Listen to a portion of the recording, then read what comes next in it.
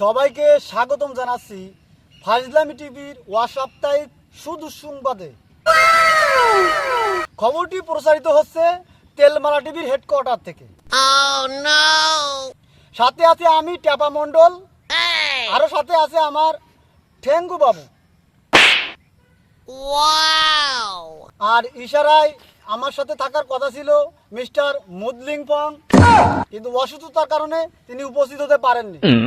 আন্তরিকভাবে আমরা খুব সুখী আছি। শুরুতেই থাকছে শেষের খবর।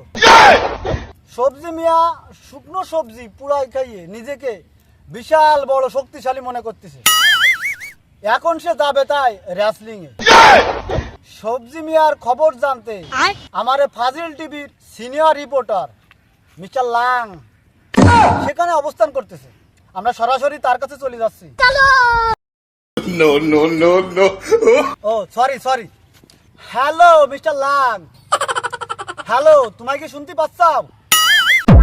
হ্যাঁ কুফা মন্ডল, আমি তো সবজি মিয়ার কাছে আছি। হ্যাঁ কুফা মন্ডল, আমাকে কি শুনতে পাচ্ছ? সবজি মিয়া, শুনলাম তুমি নাকি রেসলিং এ যাচ্ছাও। তুমি তো সারা বাংলাদেশে ভাইরাল, তোমার কাহিনীটা একটু খুলে খেলি কবা?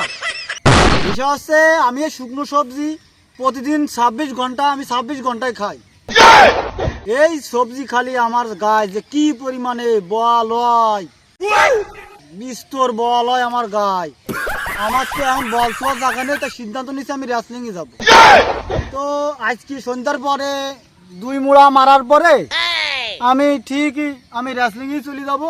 রেসলিং এ যাই 2 ম্যাচ খেলার পরে আমি আবার চলে আসবো। কোনো ব্যাপার না, এক মুড়াতেই আমি এক মুড়া খাবো, চোখ বুঝবো, ব্যাস আমি আমেরিকায়। এবার আমি ব্রক লেসনারের সাথে রোমান রেঞ্জের সাথে আমি রেসলিং খেলবো, খেলে আমি চলে আসবো। এ সবজির যে কি পাওয়ার তাহলে লালন মেলার লোকজন জানে। এবার আন্তর্জাতিক খবর। ওএসি আর ওয়াজিরাল দেশ তারা 1 বছর পায়খানা না করি পাত সৃষ্টি করি সেখান থেকে গ্যাস লিয়া হাইপারসনিক পাদলিং ক্ষেপণাস্ত্র তৈরি করার একটা প্রস্তাব সই করেছে।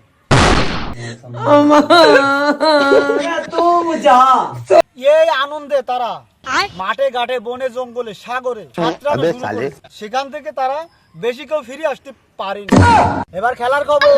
জাতীয় দলের প্লেয়ারদের মাত্রাতিরিক্ত পারফরমেন্সের কারণে সবাইকে সমুদ্র পথে ট্রেনে করে গুড ট্যাঙ্কি সাফ করার জন্য ভিসায় পাঠানো হচ্ছে।